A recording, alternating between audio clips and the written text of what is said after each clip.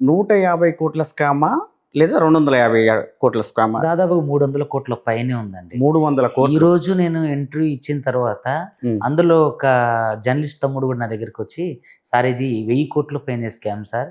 మా దగ్గరే దాదాపు ఒక 50 కోట్ల మంది ఉన్నారు. 50 కోట్లు ఇచ్చిన వాళ్ళు ఉన్నారని అన్నారు. హ్మ్. నాకు తెలిసినంత వరకు నా దగ్గరకు వచ్చిన బాధితులకైతే 9:30 నుంచి 10:30 కోట్లు. హ్మ్.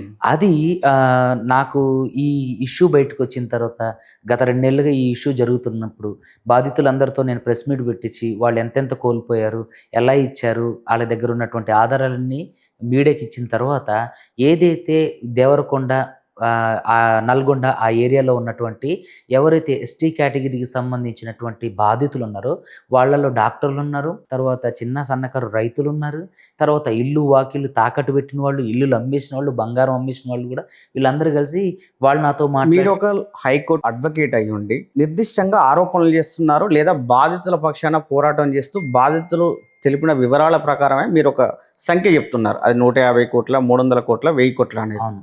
దీనికి మీ దగ్గర ఉన్న ఆధారాలు ఏంటి? అయితే మన దగ్గర ఉన్న ఆధారాలన్నీ కూడా నేను మీడియాకి ఇవ్వడం జరిగింది. ఇప్పుడు మీకు కూడా ఇస్తా. ఎలా అంటే ఒక వ్యక్తి 30 లక్షలు పెట్టిండు, ఒక వ్యక్తి 80 లక్షలు పెట్టిండు, ఒక వ్యక్తి 5 లక్షలు పెట్టిండు, 10 లక్షలు పెట్టిండు. మీకు చూపిస్తే మీరు నమ్మరు. ఎవరెవరో ఎన్నెన్ని లక్షలు పెట్టారో ఇక్కడ ఫోటో పేజ్తో సహా వాళ్ళ అడ్రస్, వాళ్ళ ఫోన్ నంబర్లతో సహా ఉంటాయి. ఎవరెవరు ఎంతెంత లాసిపోయారు, ఎవరెవరు ఎంతెంత కట్టారు, వాళ్ళ పేర్లేంటి, వాళ్ళ వివరాలేంటి, వాళ్ళ ఊర్లేంటి, వాళ్ళ ఫోన్ నంబర్లేంటి, ఇట్లా చాలా ఉంది. మొత్తం ఎంతమంది బాధితులు ఉన్నారు? దాదాపుగా ఇప్పటి వరకు నా దగ్గరకు వచ్చిన లెక్క 80 మంది ఉన్నారు. ఆ 80 మంది కలిపి 60 నుంచి 80 మంది ఉన్నారు. వాళ్ళంతా కలిపి దాదాపుగా 10:30 కోట్లు, 9:30 నుంచి 10:30 కోట్లు ఇచ్చారు. ఎవరైతే ఈ రమావత్తు మధు ప్రధాన నిందితులైనటువంటి రమావత్తు మధు ఎవడైతే ఉందో అతను ఏరియాలో వట్టిపల్లి తాండా, ఆ చుట్టుపక్కల తాండాలోళ్ళు నాకు ఫోన్ చేశారు. సర్దార్ అని ఒక అతను, రామ్ అని ఒక అతను, తర్వాత ఇంకొక భీమరావు అని ఒక ఆయన, వీళ్ళందరూ కలిసి ఫోన్ చేశారు. వాళ్ళందరూ కలిసి 80 మందిని కూర్చోబెట్టి మాట్లాడితే వాళ్ళే 150 నుంచి 200 కోట్లు పెట్టారంట. సర్దార్ అనే వ్యక్తి. అసలు కంపెనీ ఏంటి, దాంట్లో ఏమి ఆశగా చూపెట్టి ఇన్వెస్ట్ చేయించుకున్నారు, దానికి మంగ్లీకి ఉన్న సంబంధం ఏంటి? అయితే కంపెనీ పేరేంటి, గోకుల నందన ఇన్ఫ్రా ఇండియా ప్రైవేట్ లిమిటెడ్. ఇది స్టార్ట్ చేసింది రమావత్ మధు, వాళ్ళ బావ పాల్దియ భరత్ చౌహాన్, పాల్దియ శైలజ చౌహాన్. సో వీళ్ళందరూ కలిసి, వీళ్ళే కాదు దీంట్లో ఇప్పుడు మన తెలంగాణ అసెంబ్లీకి సంబంధించినటువంటి ఒక ఆఫీసర్ కూడా ఇందులో ఉండు, అతని పేరు కూడా నేను చెప్తా. సో అతను మధుకి బాగా క్లోజ్. మధు ఎవరు? రమావత్ మధు ఈ ప్రధాన నిందితుడు, ఈ ఇన్ని కోట్ల స్కామ్ చేయడానికి ప్రధాన నిందితుడైనటువంటి వ్యక్తి ఈ రమావత్ మధు. ఇతను మెయిన్ స్కామర్. సో ఇతని ద్వారా వీళ్ళందరూ కూడా ఒక టీమ్ గా ఫామ్ అయ్యి చేసిన స్కామ్స్. ఎవరెవరు టీమ్? రమావత్ మధు, పాల్దియ భరత్ చౌహాన్, పాల్దియ శైలజ చౌహాన్, తర్వాత మన తన పేరు మచ్చేందర్ అనేతరు, తర్వాత ఈ అసెంబ్లీకి సంబంధించిన ఒక ఆఫీసరు, తర్వాత ఇంకొక సెంట్రల్ గవర్నమెంట్ రైల్వే సంబంధించినటువంటి ఉన్నత ఆఫీసర్ యొక్క భర్త.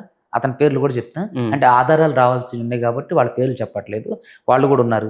వాళ్ళతో పాటుగా సింగర్ మంగ్లీ తమ్ముడు ఈ గోకుల నందన ఇన్ఫ్రా ఇండియా ప్రైవేట్ లిమిటెడ్లో ప్రధాన సూత్రధారి. దీంట్లో మంగ్లీకి ఏం సంబంధం?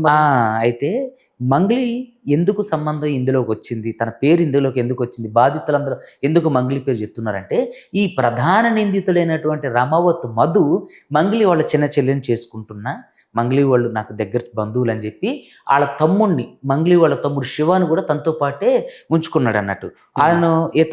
అతను రమావత్ మధు మంగ్లీ వాళ్ళ తమ్ముడిని తనతో పాటు ఉంచుకోవడమే కాకుండా ప్రధానంగా తన ఆఫీస్కి సంబంధించినటువంటి కార్యకలాపాలన్నింటిలో కూడా రమావత్ మధు ఇతను రమావత్ మధు ఈ ఎల్లో కలర్ షర్టు, తన పక్కన ఉన్నది శివ చౌహాన్ మంగ్లీ తమ్ముడు.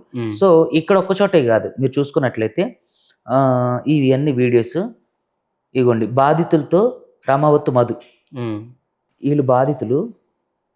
ఇతను మంగ్లీ తమ్ముడు శివ చౌహాన్. సో మీరు పెట్టుబడులు పెట్టండి, మీరు పెట్టుబడులు దీంట్లో పెట్టండి అని చెప్పేసి బాధితుల దగ్గర నుంచి 30 లక్షల రూపాయలు కూడా తీసుకోండి ఇతను. సో వీడు ప్రధాన నిందితుడు రమావత్ మధు, బడి పక్కన సింగర్ మంగ్లీ తమ్ముడు శివ చౌహాన్. సో వీళ్ళందరూ కలిసి వాళ్ళ చెల్లిని ఇస్తున్నానని చెప్పి ఇందులో పెట్టుబడి పెట్టండి బాగుంటుంది అని చెప్పి, ఇందులో మంగ్లీ గారి మెయిన్ పిల్లర్ అని చెప్పి రమావత్ మధు ఈ బాధితులందరికీ కూడా చెప్పడం జరిగింది. మంగ్లీ ఎప్పుడైనా ఈ బాధితులకు కానీ లేదా వీళ్ళ చెల్లని ఇస్తున్నా అని చెప్పేసి అనే వ్యక్తి ద్వారా కానీ ఎప్పుడైనా నేనున్నాననే హామీ ఇచ్చిందా అయితే బాధితులకు?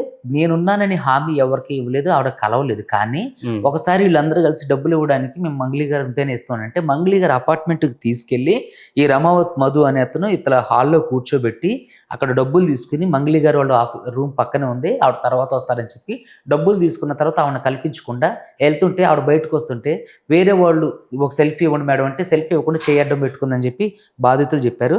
అదేవిధంగా ఈ రమావత్ మధుతో మంగ్లీ అంటే అర్ధరాత్రి వాళ్ళతో పాటు అంటే వాళ్ళ ఇంటికి వెళ్ళి వాడు ఎవడైతే రమావత్ మధు ఈ దోచుకున్న డబ్బులతో ఒక ప్యాలెస్ కడుతుండో ఆ ప్యాలెస్ని కూడా విజిట్ చేయడం జరిగింది. ఎక్కడ కడుతున్నారు ప్యాలెస్? వాళ్ళ వట్టిపల్లి తాండాలోనే. ప్యాలెస్ మామూలు ప్యాలెస్ కాదు, అది మీకు ఇప్పుడే చూపిస్తా. ఎలాంటి ప్యాలెస్ అంటే దాదాపుగా 4 అంతస్తుల బిల్డింగ్ కడుతుంది. ఆ 4 అంతస్తుల బిల్డింగ్ కూడా ఎలాంటిదంటే కళ్ళు చెదిరిపోయేంత ఇది.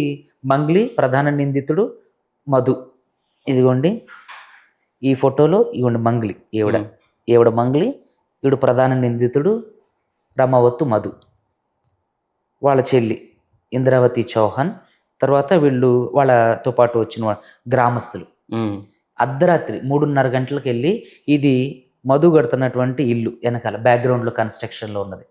సో వెళ్ళి వాళ్ళతో కలిసి మాట్లాడి చేసింది. సో వీళ్ళందరితో కూడా ఒక 7-8 మంది మెయిన్ మెంబర్స్తో మంగ్లీ గారు మాట్లాడారు, కానీ ఎటువంటి ఫోటోలు వీడియోలు తీసుకొనివ్వలేదు. ఇంకొకటి ఏంటంటే వీళ్ళ అపార్ట్మెంట్లోనే వీడియో అంటే డబ్బులు కౌంటింగ్ జరిగింది. వాళ్ళందరూ కూడా డబ్బులు అందులోనే కౌంట్ చేస్తారు, అందులోనే నుంచే మాకు లాభాలు ఇస్తారు. అదే ఏదైతే ఇప్పుడు ఒక విషయం స్పష్టంగా చెప్పండి నాకు. చెప్పండి. ఇన్వెస్ట్మెంట్ చేస్తే ఇంట్రెస్ట్ ఇస్తా అన్నారా, ప్లాట్లు ఇస్తా అన్నారా, లేకపోతే ల్యాండ్ ఇస్తా అన్నారా, లేదా షేర్ మార్కెట్లో పెట్టించారా? ఏ విధమైన ఇన్వెస్ట్మెంట్ ఎరగా చూపెట్టి వాళ్ళు వసూలు చేశారు?